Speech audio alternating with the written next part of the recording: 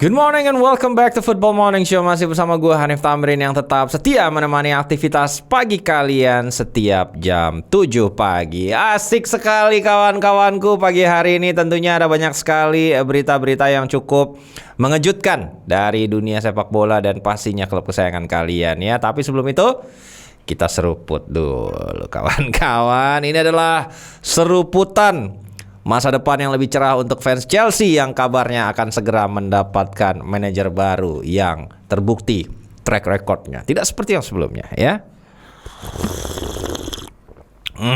Xabi Alonso, nice dream. Oke, mantap ya. Kita sapa-sapa dulu tentunya komunitas My Friends yang sudah bergabung di kolom komentar dengan berbagai macam profesi unik.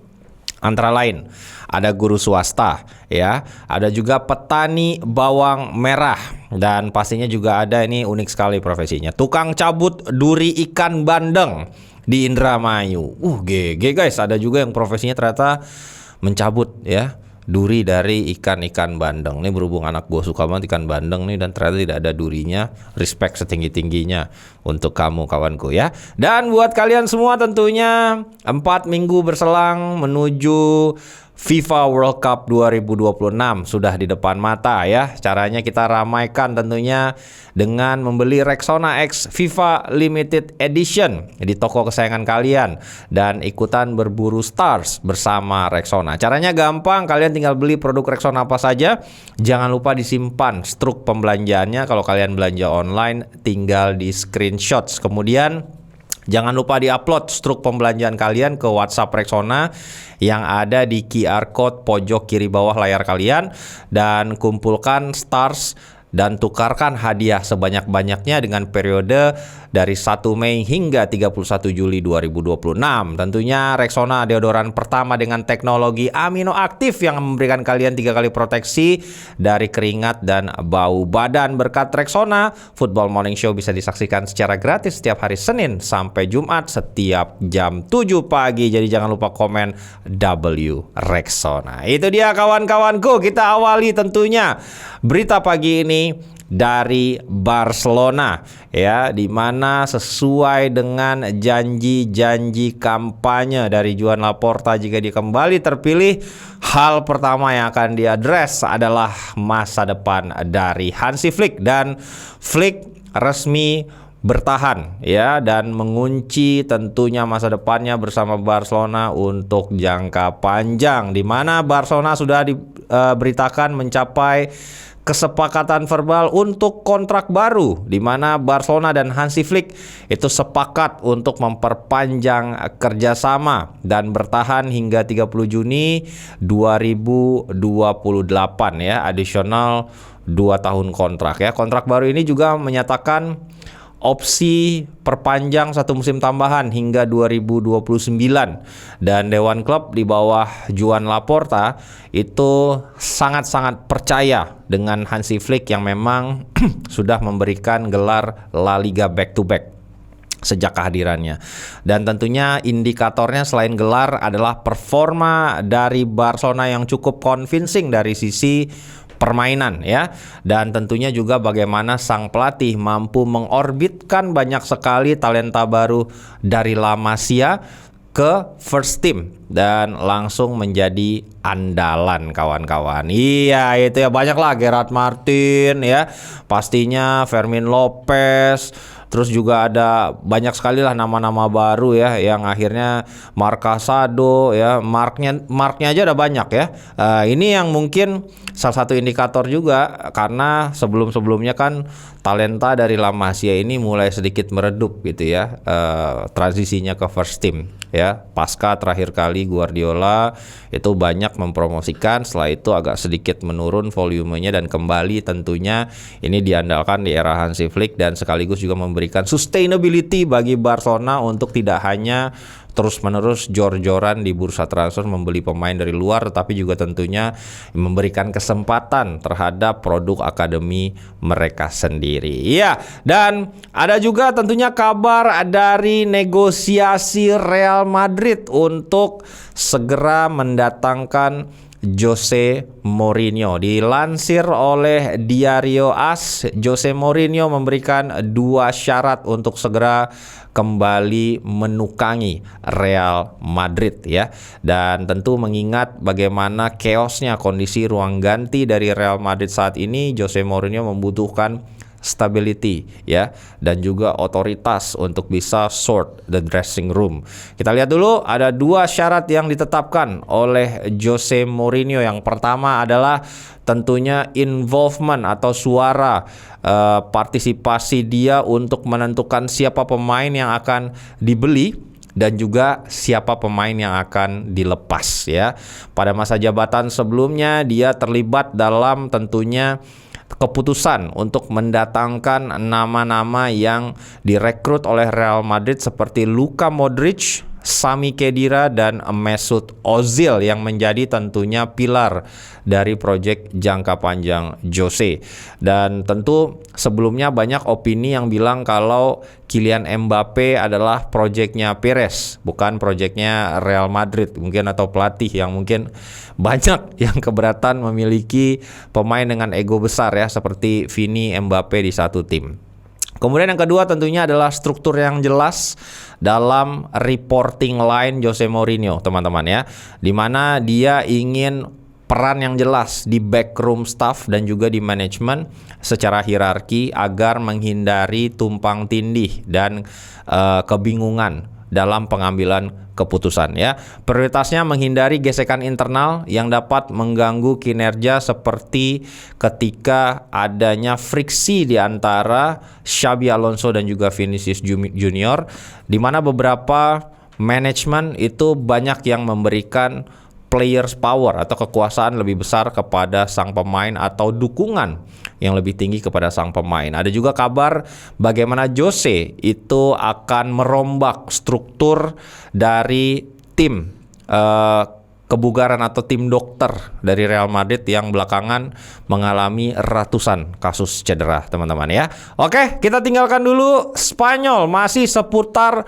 pelatih. Kita terbang dulu ke Inggris, di mana ada sebuah breaking news jika Chelsea itu tengah menjalani positive talks atau pembicaraan yang cukup positif bersama kubu Xabi Alonso. Nice dream.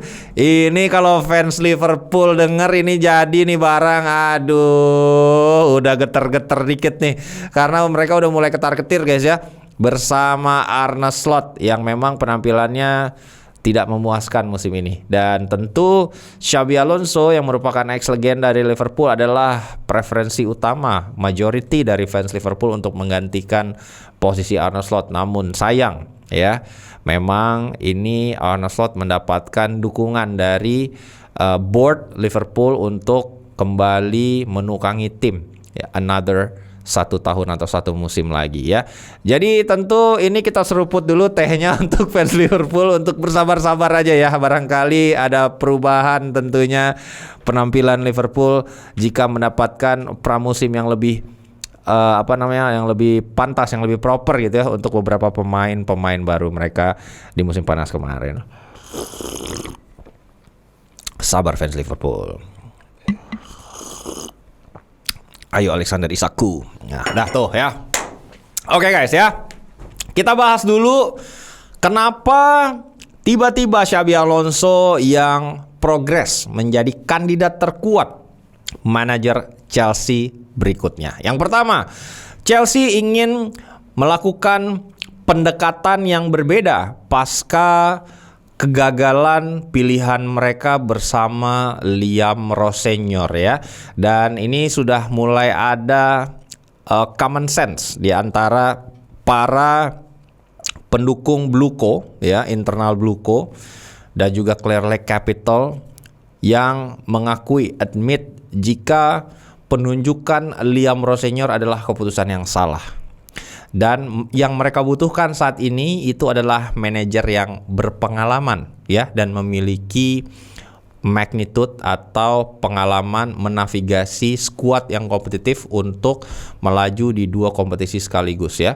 Kompetitif di 2 turnamen, baik itu liga domestik maupun juga Eropa. Meskipun belum tentu Chelsea main di Eropa nih ya musim depan teman-teman ya.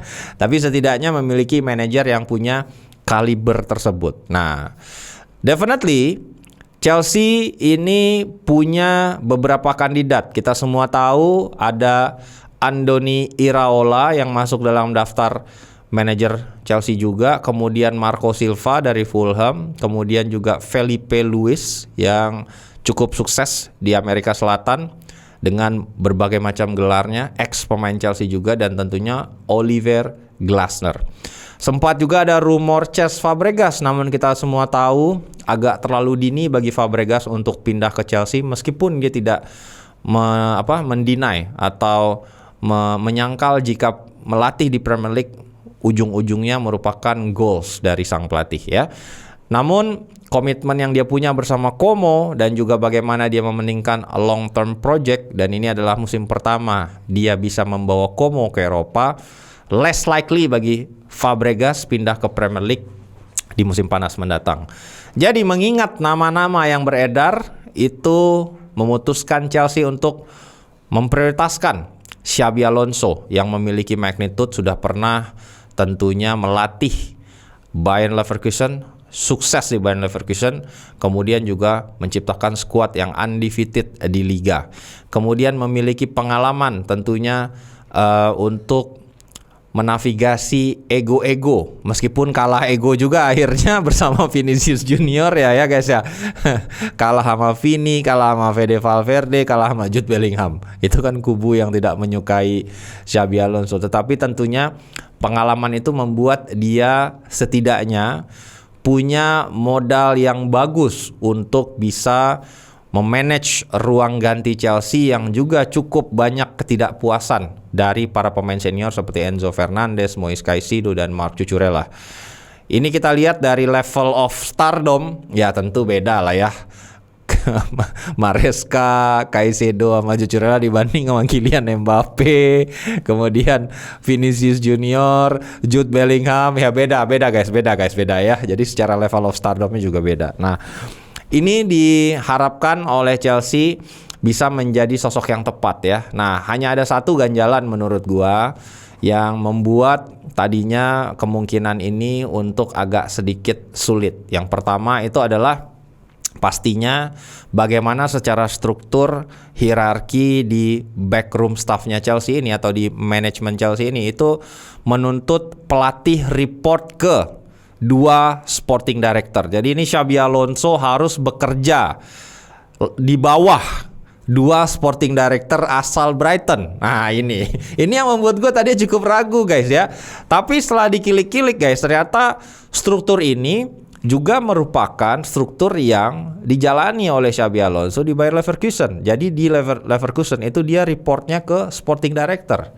Dia tidak involve seutuhnya untuk menentukan siapa pemain yang dijual, siapa pemain yang dibeli gitu.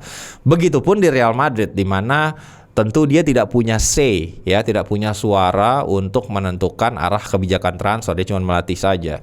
Jadi mungkin ada agreement yang dicapai di sini antara dua co-sporting director dengan Xabi Alonso untuk akhirnya tentu membuat dia bisa bekerja dengan nyaman dan satu visi dalam membangun tim gitu ya, kurang lebih. Nah, dan pembicaraan ini dilaporkan oleh Mail Online dan juga Talksport itu sudah masuk ke stage yang cukup positif antara Chelsea dan kubu Xabi Alonso. Jadi kita lihat nanti apakah segera bisa kesepakatan ini tercapai, karena Chelsea tidak ingin menunda-nunda penunjukan manajer yang baru lewat dari bulan Juni ya. Jadi kita lihat nanti apakah kesepakatan akan segera bisa diumumkan. Oke, lanjut dari pasca insiden dianulirnya gol West Ham ya di injury time kontra Arsenal dalam lanjutan Premier League pekan ke-36 kemarin teman-teman.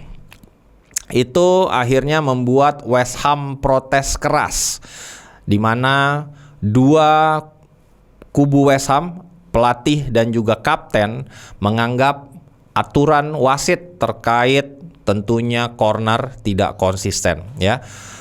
Pelatih dan kapten West Ham melakukan protes keras terkait konsistensi wasit dalam mengambil keputusan untuk insiden corner di Premier League. Seharusnya itu lebih berbeda. Kita lihat dulu statement dari Nuno Espirito Santo, pelatih West Ham kepada BBC.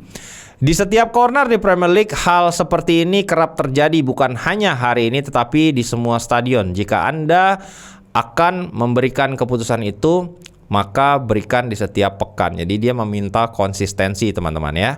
Begitupun ketidakpuasan disuarakan oleh Jarrod Bowen masih kepada BBC. Dia bilang corner itu fisik, Premier League itu fisik. Itulah kenapa semua orang menyukainya. Selalu ada kontak di situasi corner, ada banyak kontak fisik yang terjadi di kotak penalti. Ya, itu yang disampaikan oleh Jarrod Bowen, di mana West Ham akan segera menghubungi ya PGMOL untuk mempertanyakan keputusan wasit Chris Kavanagh. Setelah tentunya PGMOL juga baru saja menyampaikan permohonan maaf kepada Manchester City karena menganulir gol pertama, mesahkan gol pertama Everton yang sebenarnya itu berada dalam posisi offside dan membuat tentunya navigasi dari perburuan title ini menjadi affected ya, atau terpengaruh gitu. Ini juga yang disampaikan oleh Peter Schmeichel yang merasa Arsenal selalu mencetak gol dengan cara seperti ini setiap minggu ya.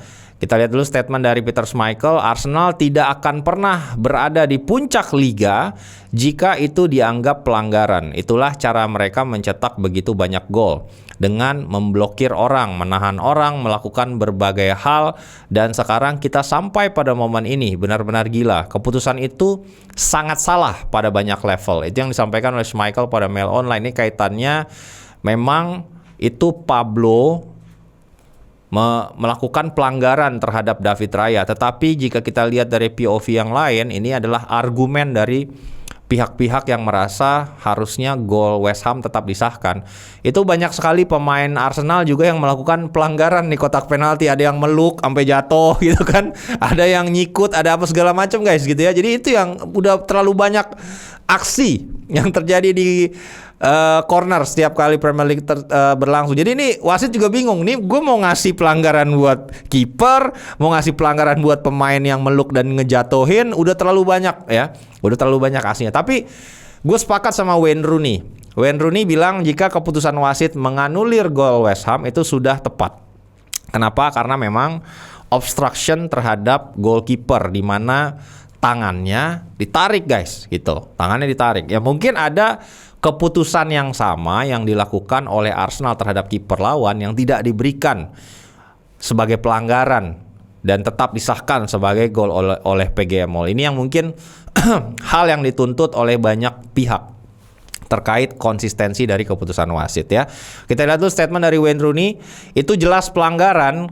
Kamu bisa melihat dengan sangat jelas tangan Pablo melintang di wajah Raya, dan itu mempengaruhi Raya untuk bisa mencapai bola.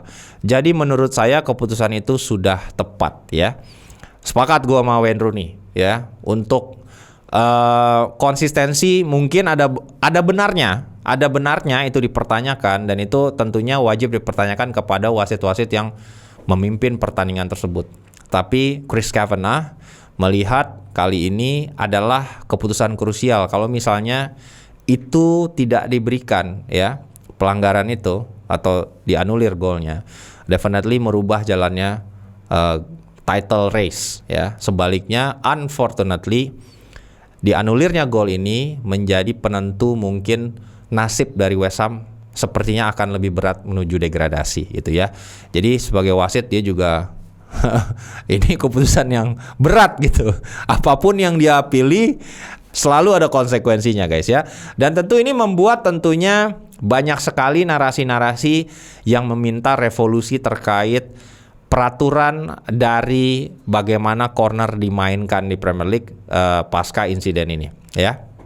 Terhadap situasi corner, serangan terhadap kiper menjadi semakin menjadi-jadi pada musim ini pasca tentunya tren-tren ini mulai di-trigger majority oleh Arsenal teman-teman. Kita lihat bagaimana peningkatan in swing corner musim ini meningkat 11% dibanding musim lalu ya, dan 22% dibanding 2 musim lalu.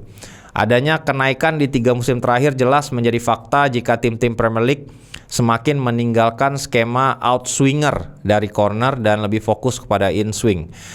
Yang mana tren in-swing ini sekarang dinilai mirip-mirip gulat ya, lebih mirip gulat nih sekarang nih ya, atau permainan rugby. Nah, itu sangat-sangat fisikal guys ya.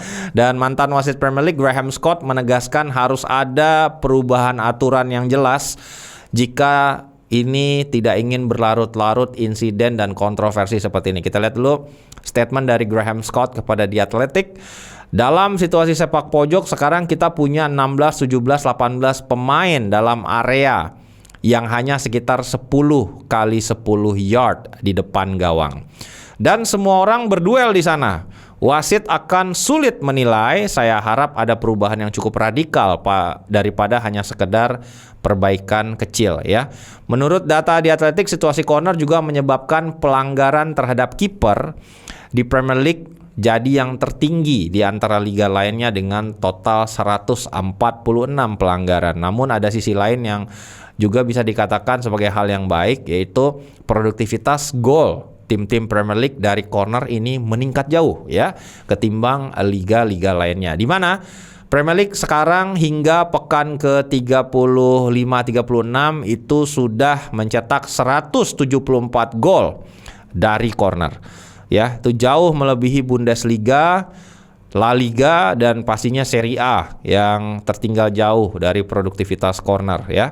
Dan ada juga insiden yang terjadi di London Stadium kemarin pasca kemenangan Arsenal atas West Ham di lanjutan Premier League. Salah satu fans Arsenal yang menyaksikan laga di tribun home ya, atau di sectionnya West Ham, itu ketahuan oleh beberapa fans ultras dari West Ham dan akhirnya ditendang kawan-kawan sampai jatuh terguling-guling ke tangga ya. Kita lihat bagaimana kurang lebih insiden tersebut. Tuh, akhirnya jatuh kawan-kawan dia. Nah, ini untung dia nggak pakai baju Arsenal ya, di dalamnya aja pakai jaket nih dia sengaja, dan itu pun masih ketahuan. Itu membuat akhirnya dia menjadi bulan-bulanan masa, dan kita semua tahu bagaimana fans West Ham ini cukup geragas ya.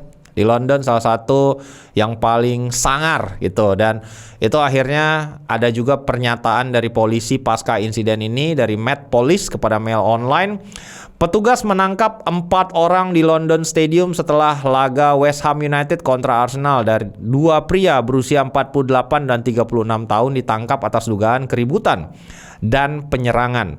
Sementara seorang remaja laki-laki ditangkap atas dugaan penyerangan yang diperberat secara rasial. Semuanya dibawa ke tahanan. Polisi bekerja sama dengan klub selanjutnya selagi penyelidikan berlangsung. Nah, ini makanya gue wanti-wanti buat kalian yang punya rejeki nanti untuk nonton langsung Premier League, melihat mungkin timnya tapi away. Nah, jadi kalau habis tiketnya ya jangan dirayain kalau nonton di home ya. Nih Tirta kemarin juga berusaha tuh kayak begitu, untung nggak digebukin kayak begini Lut. Dok, ada aja uji nyalinya guys ya. Ya bahaya guys kalau di sono guys, terutama untuk tim-tim yang agak sedikit hardcore ya gitu ya. Kita tinggalkan dulu kontroversi soal PGM All dan juga gol-gol West Ham yang dianulir. Kita masuk ke Manchester United kawan-kawan, di mana kabar terkini dari Manchester Evening News melaporkan jika Man United siap bernegosiasi dengan Real Madrid untuk mendatangkan Aurelien Tchouaméni. Itu dia.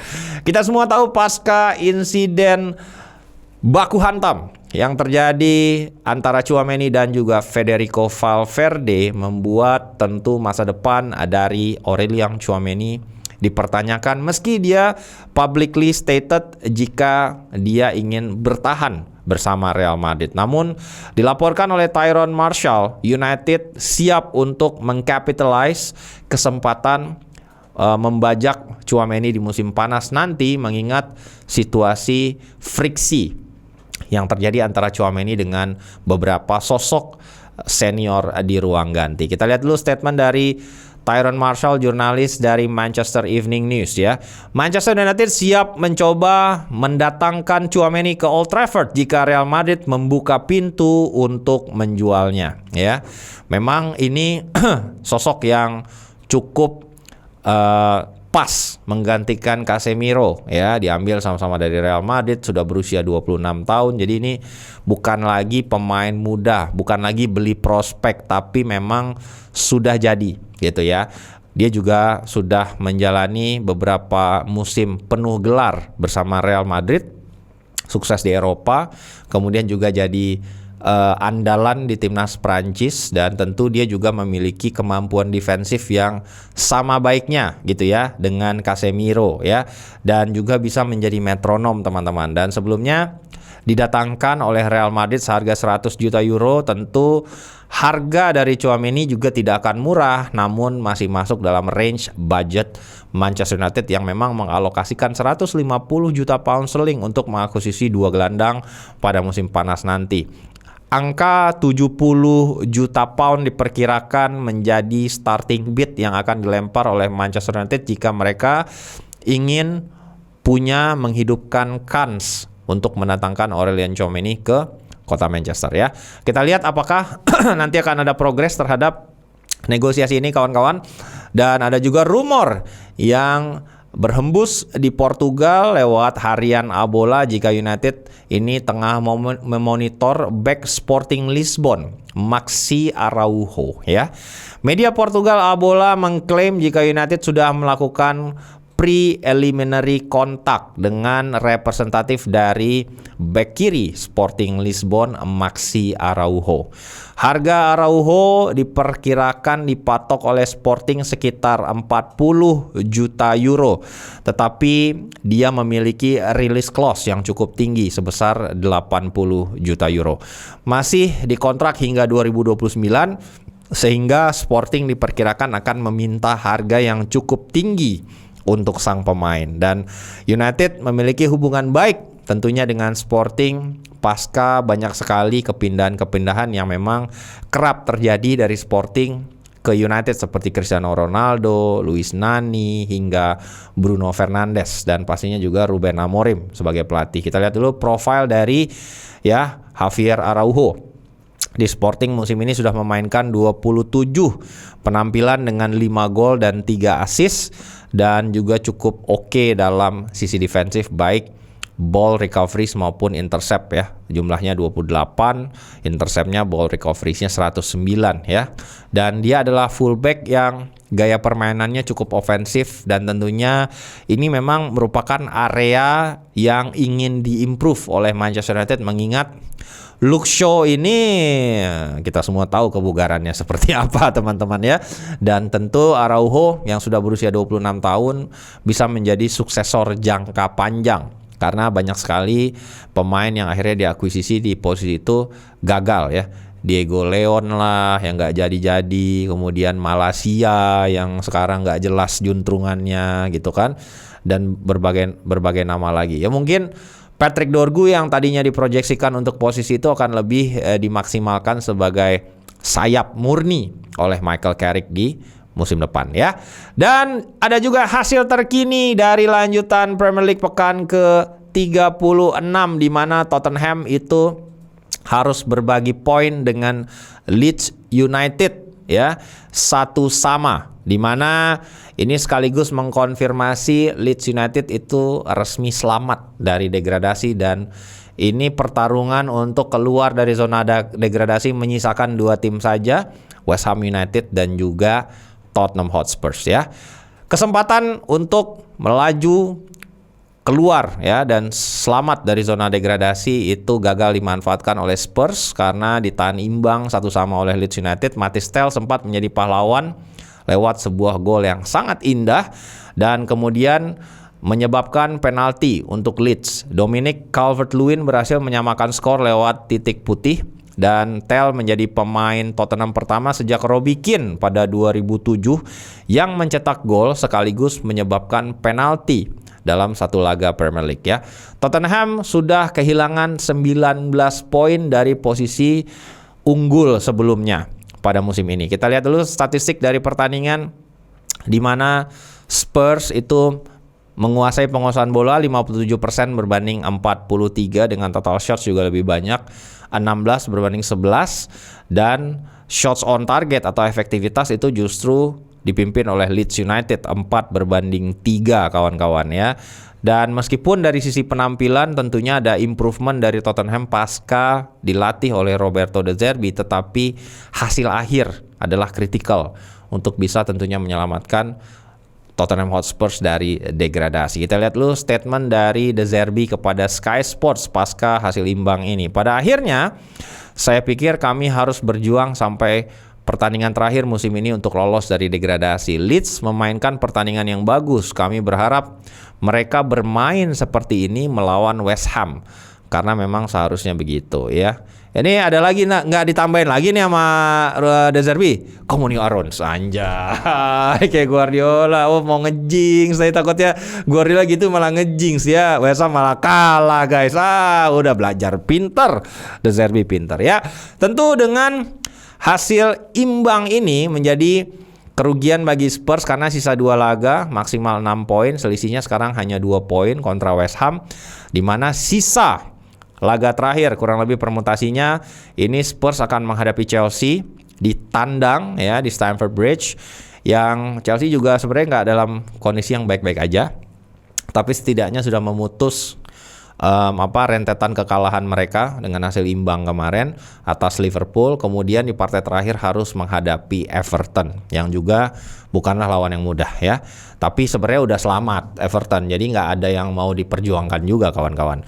Sementara West Ham harus menghadapi Newcastle United di tandang ya, yang udah nggak ada apa-apa juga yang diperjuangkan sama, dan terakhir Leeds United di kandang gitu, yang sama-sama juga udah selamat dari degradasi. Kita lihat dulu klasemen sementara. Tentunya persaingan menuju lolos dari degradasi, di mana Spurs kini memimpin dengan 2 poin atas West Ham, tetapi tentu ini belum aman. Jadi partai berikutnya akan menentukan. Kalau West Ham kalah lagi, Spurs menang, ya udah selamat, udah dipastikan selamat. Tetapi kalau dua-duanya sama-sama menang atau duanya sama-sama imbang, ya dibutuhkan satu lagi partai terakhir untuk dimainkan ya. Begitu pula tentunya kawan-kawan di Italia, persaingan menuju zona Liga Champions atau satu tiket ke Liga Champions itu juga tidak kalah ketatnya.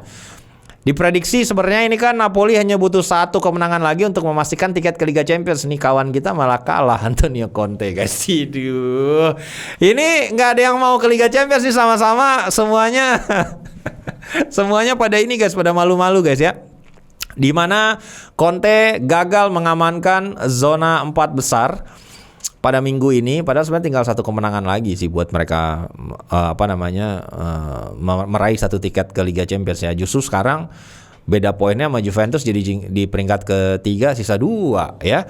Setelah sempat tertinggal 2 gol dari Federico Bernardeschi dan juga Orsolini, Napoli sebenarnya berhasil bangkit dengan menyamakan kedudukan via gol Di Lorenzo dan juga Alisson Santos, nih sayap mereka yang baru. Sayang Napoli harus kembali kebobolan di menit akhir pertandingan, di menit ke-90 plus 1 lewat gol indah dari tendangan voli pemain yang tonjok-tonjokan juga di ruang ganti sama Adrien Rabiot ya, Jonathan Rowe dari jarak 12 yard ya. Jelang laga ini Kevin De Bruyne gagal masuk DSP karena mengalami benturan kepala saat latihan. Ini beneran benturan kepala kan? Bukan diberitain benturan kepala tapi aslinya lagi MMA kan? Oh ya, oke. Tulang pipinya harus mendapat 4 jahitan gitu, dan Conte sudah dipastikan tidak ada trauma di kepala. Kita lihat statistik dari pertandingan, di mana sebenarnya Napoli lebih menguasai 52% berbanding 48% penguasaan bola. Total shots juga sama, 14 berbanding 10. Shots on target 5 berbanding 4. Namun tentunya efektivitas lebih dipegang oleh Bolonya. Kita lihat statement dari Antonio Conte dengan kekalahan ini kepada DAZN Italia. Saya rasa kami tidak pantas kalah. Saya melihat para pemain ingin menyelesaikan tugas malam ini, tetapi terkadang ada kejutan dalam cerita. Ada 2 pertandingan tersisa, kami harus mengisi ulang energi dan mengamankan tiket Liga Champions di 2 laga tersebut ya. Itu yang disampaikan oleh Conte, dan dengan kekalahan ini tentu Napoli stuck ada di urutan kedua, dan Perbedaan poin dari posisi 3 dan 4 terpangkas menjadi 2 dan 3 poin saja. Sehingga Napoli masih bisa dikudeta di 2 pertandingan berikutnya apabila kembali meraih hasil negatif ya. Dan sisa 2 giornata lagi itu untuk bisa memastikan 1 tiket ke Liga Champions dan pastinya mengaktifkan klausa mempermanenkan transfer Rasmus Højlund yang bernilai 44 juta euro, karena ini terkait klausa ini akan aktif jika Napoli lolos ke Liga Champions, teman-teman ya. Itu dia teman-teman beberapa berita yang bisa gue sampaikan hari ini. Jangan lupa buat kalian semua bergabung di Discord yang linknya ada di deskripsi episode untuk bisa mendapatkan beberapa berita terupdate tentang aktivitas-aktivitas kita atau konten-konten baru yang akan kita bikin, dan juga tentunya membership ya. Ada nanti beberapa perks, jadi kayak di Piala Dunia kalian kita bisa telepon, di telepon yang dapat hadiah gitu ya, and so on and so forth. Dan jangan lupa buat kalian yang bukan member bisa tetap support program FMS biar terus ada, karena ini Piala Dunia akan jadi last dance-nya kita as of now gitu kan, dengan cara kalian tetap subscribe, kemudian kalian klik likes video ini, dan jangan lupa juga tombol hype-nya disimpan untuk FMS minimal 2 kali seminggu ya. Dan komen juga W Rexona biar kerjasamanya diperpanjang ya. Kalau misalnya diperpanjang yang jadinya last dance-nya nggak jadi gitu ya, ada yang biayain guys gitu ya. Dan definitely akan ada bocoran buat gua for the next couple of weeks untuk bisa menyampaikan beberapa program yang akan kita lakukan di Piala Dunia. Kita masih memfinalisasi teman-teman, tentunya visa Dani lagi jalan ya, visa Arman lagi jalan, visa gue lagi jalan untuk ke Amerika Serikat untuk 2 laga yang akan kita cover di situ. Kemudian sisanya itu akan seperti apa kurang lebih lagi kita coba formalize line up-nya dan seberapa panjang durasi yang akan kita hadirkan buat kalian as a programming selama Piala Dunia berlangsung ya. Oke, buat kalian semua yang sudah dalam perjalanan ke kantor bermacet-macetan, lagi ada di KRL atau sudah sampai, gue harapkan memulai hari ini dengan semangat positif tentunya kawan-kawanku. Dan as always my friends ya, have a lovely day.